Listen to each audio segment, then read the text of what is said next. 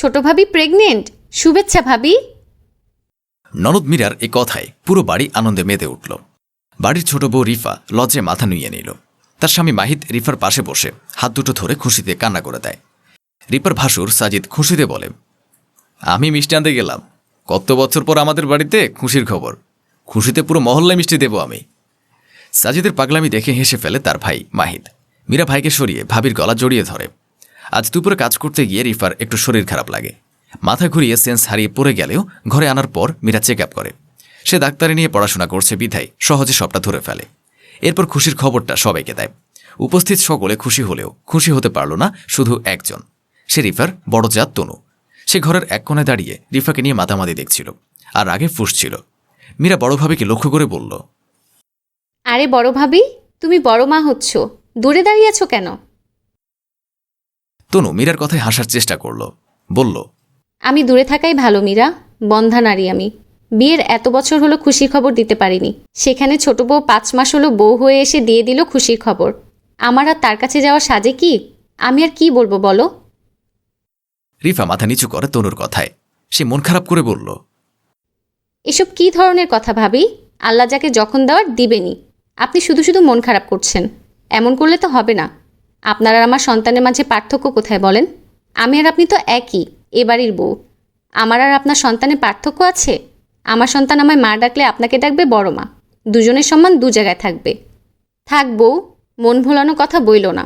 সবাই খুশির খবর শুনে টিটকারি আমারই দিবে। তুমি একটু ধৈর্য ধরতে পারলা না আমার সন্তান হওয়া অবধি? এত তাড়া ছিল সন্তান নেওয়ার? ভাবি, এটা কি ধরনের কথা? আমরা তো তাকে জোর করে আনিনি, আল্লাহ দিয়েছেন, এসেছে। তোমার তো খুশি হওয়া উচিত। তুমি যে আনন্দটা আমাদের পরিবারকে দিতে পারোনি, রিফা দিয়েছে, তাতে তুমি এসব বলছো? তোমার হলে রিফা তো এসব বলতো না।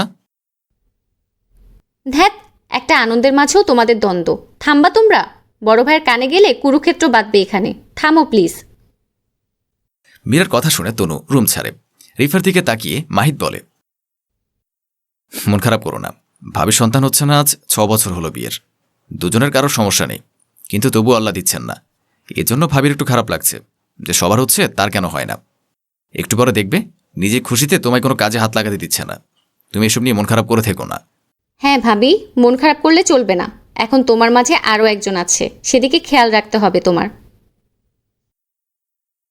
মীরা হাসি মুখে কথাটা বলে চলে যায় সেখান থেকে।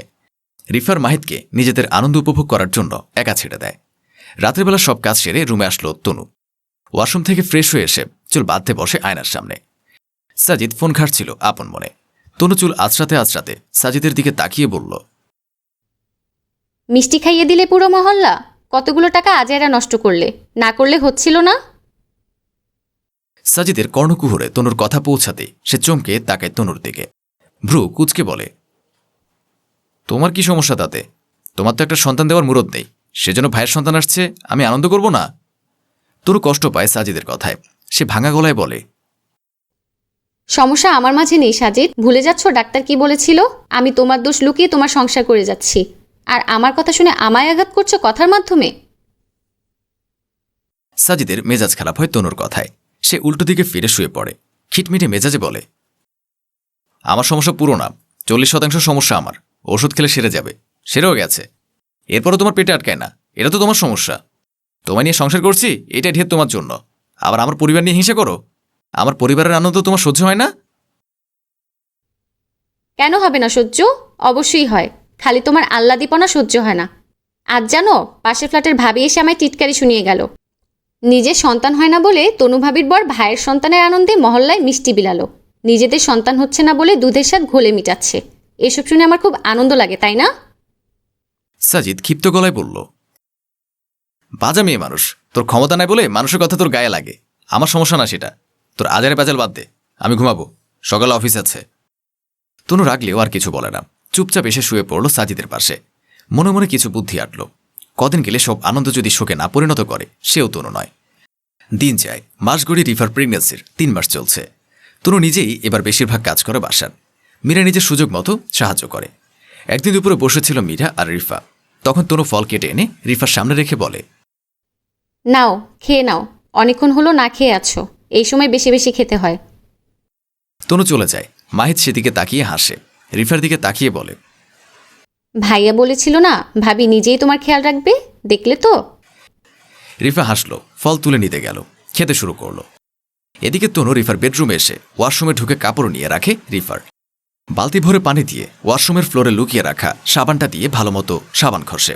এরপর হাত ধুয়ে বাইরে এসে রিফাকে বলে, যাও গোসল দাও, গোসলখানায় পানি কাপড় সব গুছিয়ে রেখে এসেছি। দুপুর গড়িয়ে গেলে সমস্যা হবে, ঠান্ডা লাগবে তোমার। যাও গোসল দাও। রিফা মাথা নিচু করে ঠোঁট টিপে হাসে। তার তো শাশুড়ি নেই, সে অভাব যা পূরণ করে দিচ্ছে। মীরা রুমে চলে গিয়েছিল। রিফা ফল খাওয়া শেষ করে চলে যায় গোসল দিতে। তবুও ফল কেটে দেওয়া বাড়িটা নিয়ে চলে যায়। কিচেনে পা দিতে রিফার আত্মচিৎকার শুনে খুশিতে আত্মহারা হয় তনু। কিন্তু খুশিকে চাপা রেখে চিন্তিত হয়ে দৌড়ে যায় রিফার কাছে। মীরাও রিফার চিৎকার শুনেছে, সেও ছুটে যায়। দুজনই দেখতে পায় রিফা ওয়াশরুমের ফ্লোরে কোমর ধরে চিত হয়ে পড়ে আছে। হালকা রক্তও দেখতে পায় মীরা। সে আতঙ্ক নিয়ে বলে, পড়লে কি করে ভাবি? এই সময় সাবধান থাকা জরুরি ছিল তোমার। রিফা ব্যথায় কথা বলতে পারছে না, হাউমাউ করে কাঁদছে। মীরা তার কান্না দেখে বলল, একটু সহ্য করো ভাবি, আমি হাসপাতালে নিচ্ছি তোমায়। তনু ভাবি, জলদি ভাবিকে ধরে রুমে নাও প্লিজ, এরপর অ্যাম্বুলেন্সে কল করছি আমি। তনু রিফার অবস্থা দেখে ভয়ে শেষ। শুধু একটু কষ্ট দিতে চেয়েছিল। এরকম কষ্ট হোক এটা তো চায়নি তনু। তাকে যে কথার আঘাতগুলো সহ্য করতে হয়েছে রিফার জন্য, এটারই প্রতিশোধ নিতে চেয়েছিল। তবুও এতটা বাজেভাবে নয়। সে তড়িঘড়ি করে মীরার সাথে তনুকে রুমে আনে। মীরা অ্যাম্বুলেন্সে কল করে দুইজন ভাইকে কল দেয়। পরদিন বিকেলবেলা রিফাকে কোলে করে বাসে ঢোকে মাহিদ। তনু হন্তদন্ত হয়ে চিন্তিত স্বরে বলে, বাচ্চা ঠিক আছে তো? রিফার কিছু হয়নি তো? সময় মতো হাসপাতালে নেওয়ায় সব ঠিক আছে। আর উপর না হয়ে চিত হয়ে পড়ায় ভাবি ও বাচ্চা দুজনেই সেফ। শুধু ভাবির বেড থেকে নামা নিষেধ অকারণে, সম্পূর্ণ বেড রেস্ট। মাহিদ এতক্ষণে রিফাকে নিয়ে বাসায় ঢোকে। সাজিদ অফিসে, সে বাসে আসেনি। রিফাকে হাসপাতালে দেখে অফিসে চলে গেছে। মীরা ক্লান্ত শরীর নিয়ে রুমে চলে যায়। তনু একটা ডালিম ছিলে নিয়ে মাহিদদের রুমের সামনে গিয়ে নক করে। রিফা অনেক কষ্ট করে বলে, আসুন, সমস্যা নেই। তনু রুমে ঢুকে মাহিদকে না দেখে চোখ বোলায় রুমে। রিফা শুয়ে আছে শটান হয়ে। তনুর চোখ ঘোরানো দেখে রিফা বলল, ও শাওয়ার নিতে গেছে, কিছু বলবেন? তনু ডালিমের বাটিটা রিফার পাশে বেডসাইড টেবিলে রেখে বলে, খেয়ে নাও, রক্ত হবে। এমনটা না করলেও পারতেন ভাবি। হিংসা আমার সাথে। বাচ্চাটা দুনিয়ায় আসলে আমাকে না হয় কষ্ট দিতেন, কিন্তু আমার পেটে নিষ্পাপ প্রাণটাকে কষ্ট না দিলেও হতো। তনু অপরাধ বোধে মাথা নিচু করে নেয়। কাপা গলায় বলে, আমি সত্যি এমনটা চাইনি, আমায় পারলে ক্ষমা করে দিও। আমি বুঝিনি এতটা সিরিয়াস কিছু হবে। রিফা হাসল, বলল, কসম খোদার, আমার বাচ্চার কিছু হলে সব শেষ করে দিতাম। শকর আল্লাহর কিছু হয়নি তার। শুধু একটা রিকোয়েস্ট, কখনো আর কারোর সাথে এমন করবেন না। আপনার মনে অজস্র হিংসা, আর হিংসার শাস্তিস্বরূপ না আল্লাহ আপনাকে বাচ্চার সুখ থেকে বঞ্চিত রাখে। তনু মাথা নিচু করে বেরিয়ে আসলো, দীর্ঘশ্বাস ছাড়ল। আসলে হিংসা মানুষকে শেষ করে দেয়। প্রতিশোধ পরায়ণ মনোভাব রেখে কখনো ভালো কিছু পাওয়া যায় না।